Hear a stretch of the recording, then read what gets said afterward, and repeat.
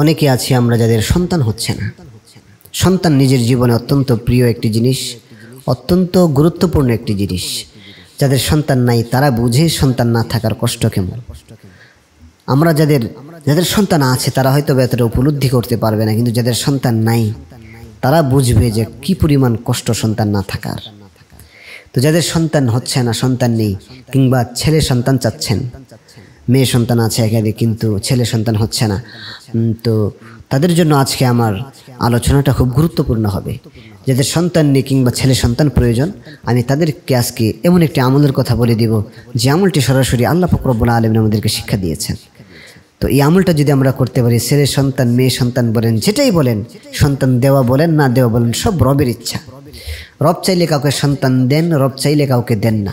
রব চাইলে কাউকে ছেলে দেন, রব চাইলে কাউকে মেয়ে দেন। রব চাইলে কাউকে কোনোটাই দেন না, আবার রব চাইলে কাউকে দোনোটাই দেন। কাজে সব কিছু রবের হাতে। আমাদের রবের কাছে চাইতে হবে, কোনো ভণ্ড পীরের কাছে, কোনো মাজারে গিয়া আমাদের চাওয়া যাবে না। আমাদের রবের কাছে চাইতে হবে, হে রব, আপনি সন্তান দেনেওয়ালা, আপনি ছেলে দেনেওয়ালা, আপনি মেয়ে দেনেওয়ালা, অতএব আপনি আমাকে সন্তান দান করেন, আপনি আমাকে সন্তান দান করেন, আপনি আমাকে সন্তান দান করেন। বারবার রবের কাছে চাইতে হবে। রবের কাছে চাইতে লজ্জা নেই, বারবার চাইতে হবে। হতাশ হওয়া যাবে না, ফিরে আসা যাবে না। রবের দরবার থেকে নিয়েই তারপর আসতে হবে, কারণ রবের দরবারে অভাব নেই, রবের দরবারে কোনো জিনিসের অভাব নেই। কাজে রবের কাছ থেকে নিয়ে আসতে হবে।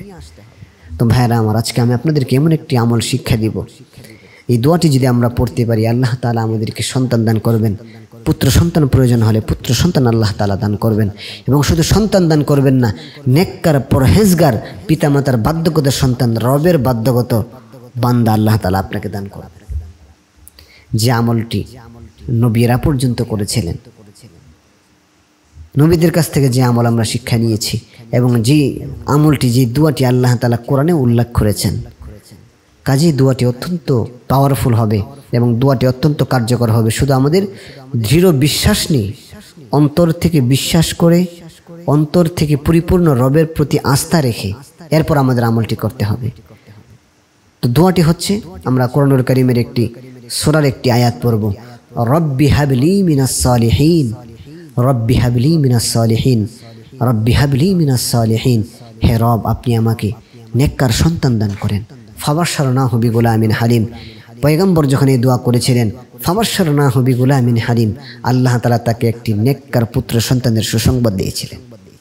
কাজে আমরাও যদি আজকে চাইতে পারি, রব্বি হাবলি মিনাস সালিহিন, হে রব, আপনি আমাকে একটি নেককার সন্তান দান করেন, তাইলে তার ডাক যদি আল্লাহ শুনতে পারে, তিনার ডাক যদি আল্লাহ কবুল করতে পারে, সে আল্লাহ আজকেও আছে। সে আল্লাহর ক্ষমতার মধ্যে কোনো ত্রুটি হয়নি, সে আল্লাহর ক্ষমতা কমে যায়নি, সে আল্লাহর ভাণ্ড থেকে কোনো নিয়ামতের কোনো কমতি ঘটেনি। অতএব তখন যদি আল্লাহ দিতে পারতো, এখনও অবশ্যই পারবে।